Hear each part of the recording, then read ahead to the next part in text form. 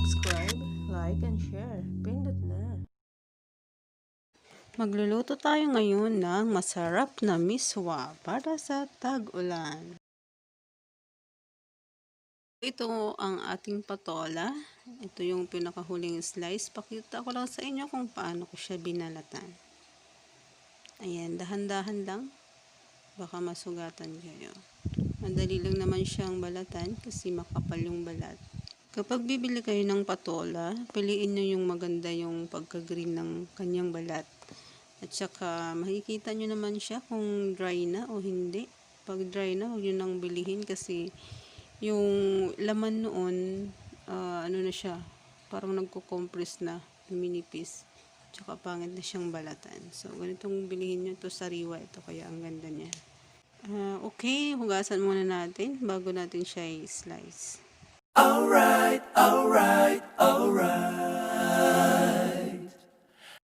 Okay, we're going to slice. Kahit anong slice na gusto nyo, pwede yun. Nasa inyo yung kung ano yung prefer nyo. Alright. Okay.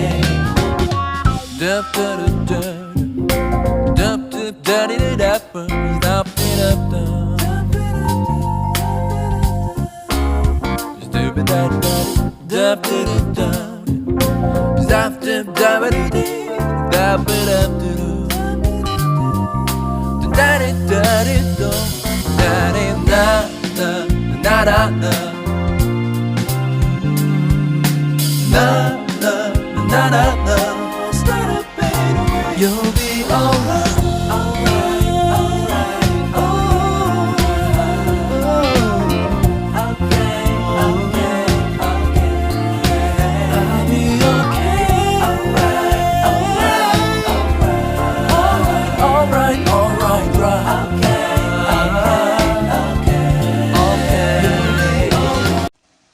Ayan, tapos na tayo maghiwa.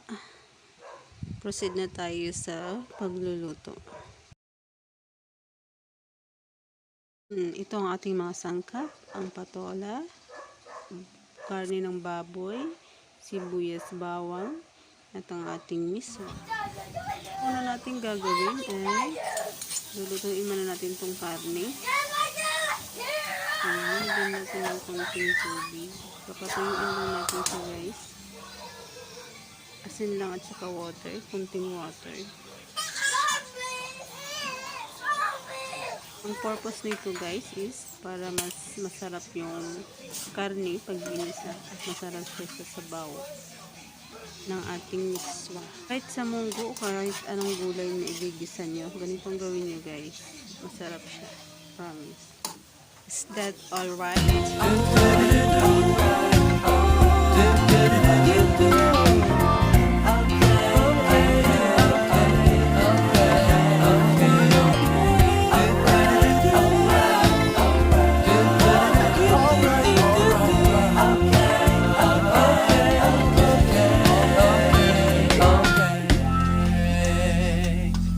Okay na to, luto na siya. Pwede na tayo mag-isa. Sa kabilang kawali naman tayo mag-igisa. Alright. Okay.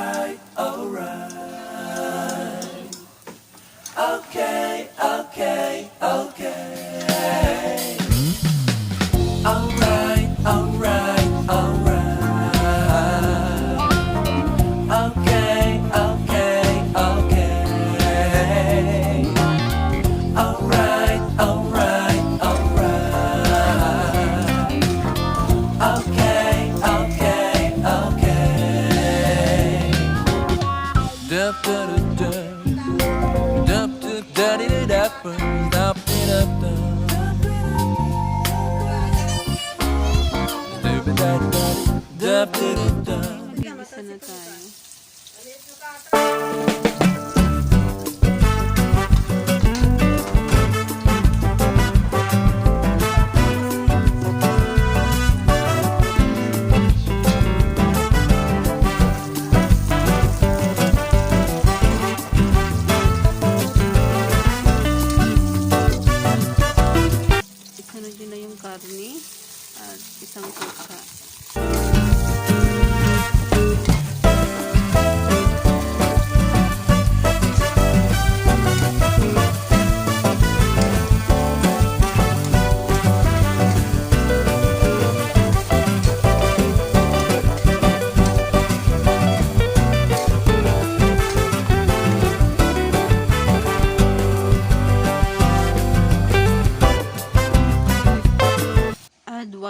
tablespoon patis or fish sauce.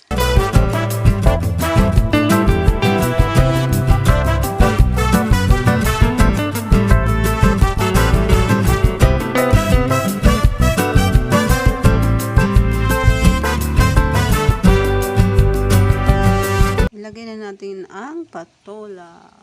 Oh my God, meron pang hindi na slice. Teka lang.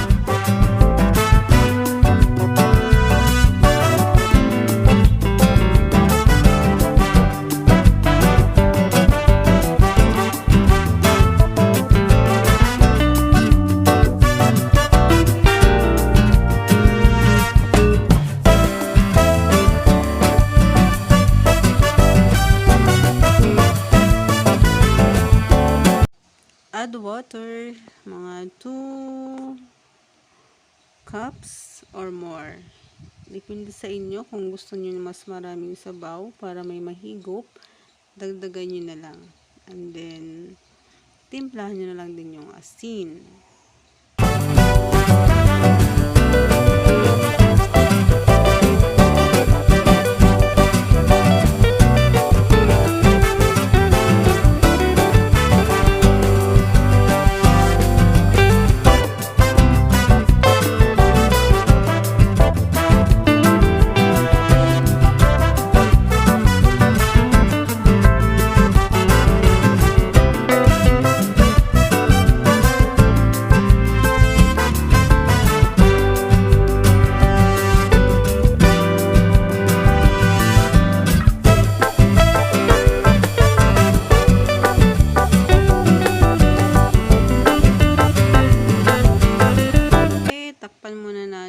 At pakukulaan natin ng mga 3 to 5 minutes o hanggang sa maluto ang ating patola.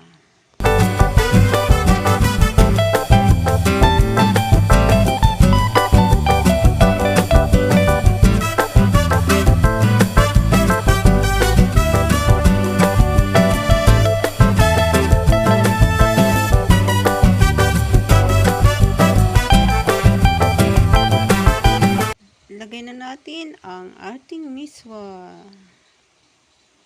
Paghiwa-hiwalayan nyo guys, kasi pag binuhos nyo lang siya ng bigla, magbubuo-buo yan.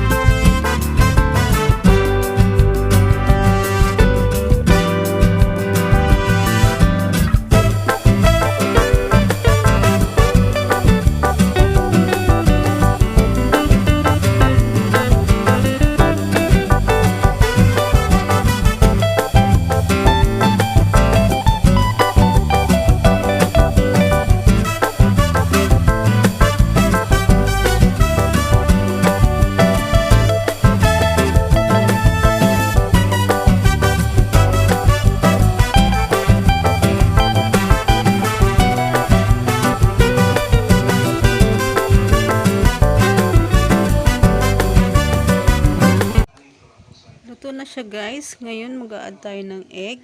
Request ng aking 3 kids. Ganyan lang. Mag-a-add pa tayo ng 2 kasi 3 sila. Wag lang natin siyang wag nyo lang ibabati. Buo lang siya.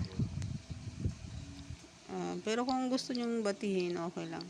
Nasa inyo naman yun. So, yung request kasi ng anak ko, buo lang daw. Kaya yun, pagbigyan.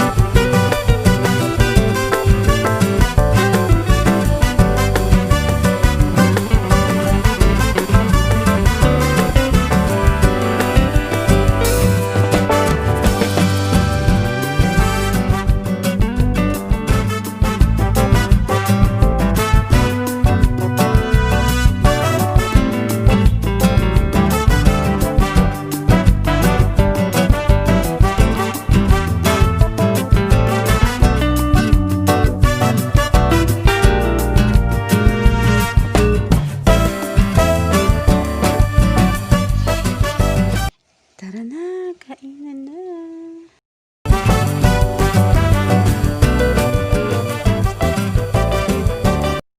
Thank you for watching.